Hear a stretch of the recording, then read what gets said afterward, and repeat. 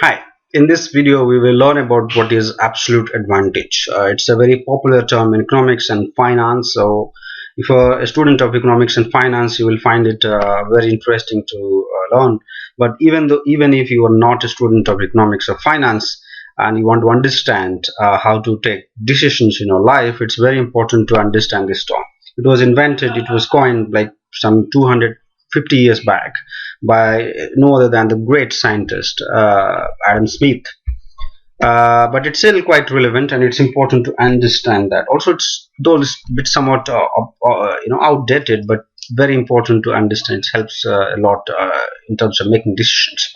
It was coined by Scottish philosopher and economist Adam Smith in 1776. That means 200 almost 250 years back. So he's a very famous economist, the author of the Wealth of Nations, as you might know, perhaps the father of modern economics. So that's what he coined, and he said, countries should produce goods where the cost of production is low. If the cost of production is high for a given good, then it should not produce the goods or services. Okay, so when it comes to taking decisions about which good to produce or which service to produce, the country should produce where there is a low cost of production compared to other countries. And we'll take an example to understand that. By the way, it was somewhat criticized, and later on it was changed by another British economist, David Ricado, later on, who put forward a theory called comparative advantage, and we'll see what comparative advantage is. And we'll compare it with absolute advantage. But before that, we will take an example. So here is an example where there are two countries, and we would like to know their production capacity. So just to define what is absolute advantage, it means that the economy should produce goods where you have potential to produce more goods with the same inputs.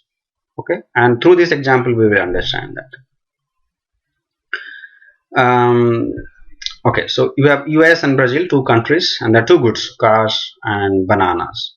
The US is able to produce 5 cars with the same inputs, labor and capital, whatever. It is able to produce 5 cars and 1 banana, whereas Brazil is able to produce 2 cars and 8 banana.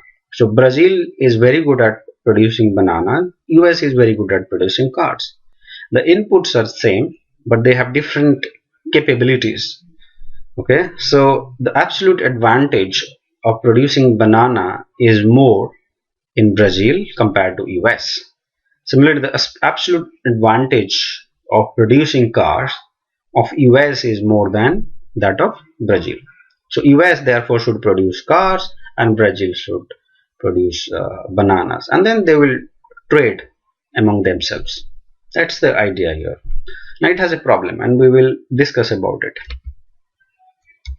The thing is that some countries have absolute advantage in a lot of things, and some countries they do not have any absolute advantage in any of the good or services.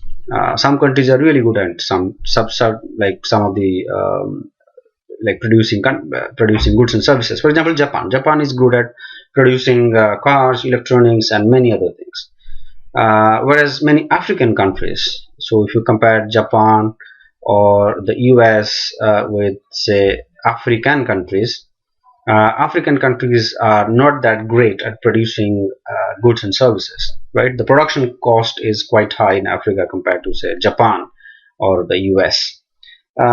So it has a problem then, that how do you then select which goods and service to produce, because the cost of production in the developing countries where you do not have good technology is also quite high. Whereas in developed world, US, Japan, UK, they have absolute advantage in many goods. Then which goods to focus on for production? That's when comparative advantage is important to understand. Okay, comparative advantage was coined, and it was brought to light by the great economist David Ricado. Whereas absolute advantage related to cost of production. So it's basically the intention is to reduce the cost. If you reduce the cost, you will have an advantage over other countries, but that's not always true. What important is also to look at the opportunity cost, and that's where comparative advantage comes into picture. Comparative advantage lies in the production of lower opportunity cost. That means even if you are good at two things, you should produce where you can make more money. Okay, so that's something you have to also give attention to. And we'll take another example to understand that. So we have taken this example where US is able to produce both clothing as well as airplanes. It is able to produce clothes and airplanes. It's good at both. Whereas Brazil is good in clothing but worse in clothing compared to US. So US has absolute advantage over Brazil in both clothing and planes.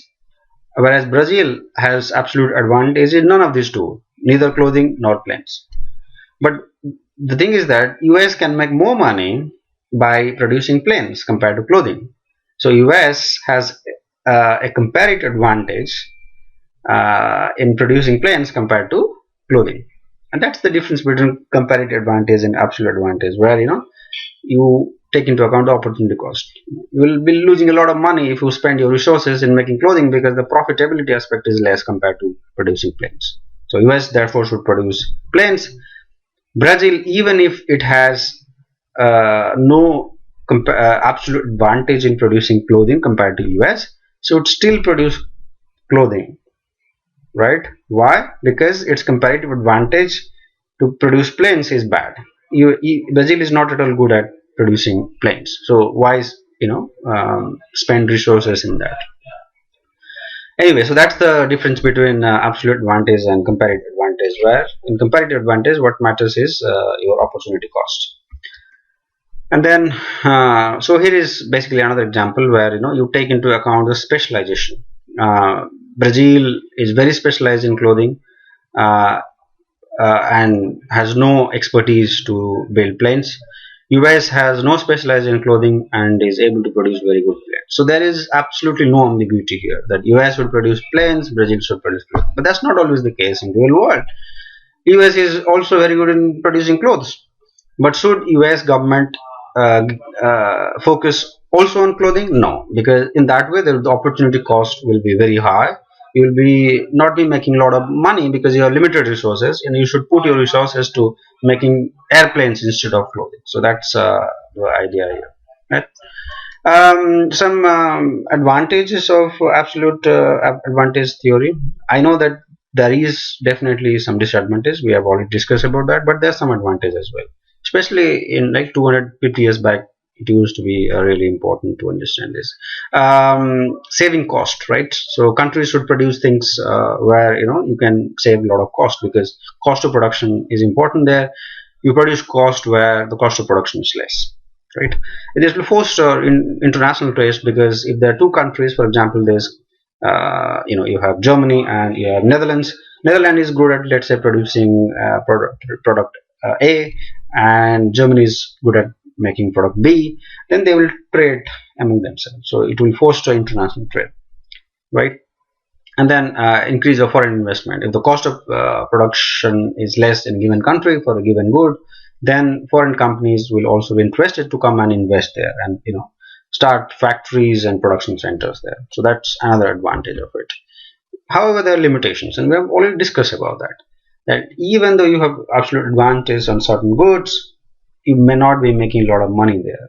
Then you should be focusing on things where you are actually making money, and that is where you can create more wealth, and it is also going to be good for the society and the general welfare of the society.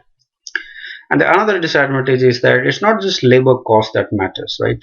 There are also other things that matters a lot. For example, availability of technology, and we discussed some time back that for many developing countries, you simply do not have good technology to produce goods and services.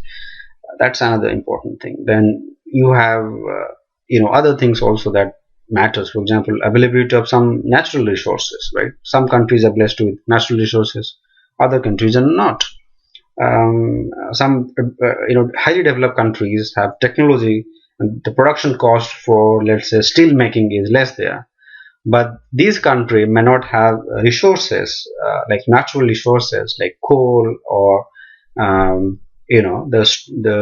steel producing ingredients or the inputs to build a steel factory. So is it then good to build a factory there? No, right? You should focus rather on something else. So these are some other things where you don't take into account the astral advantage.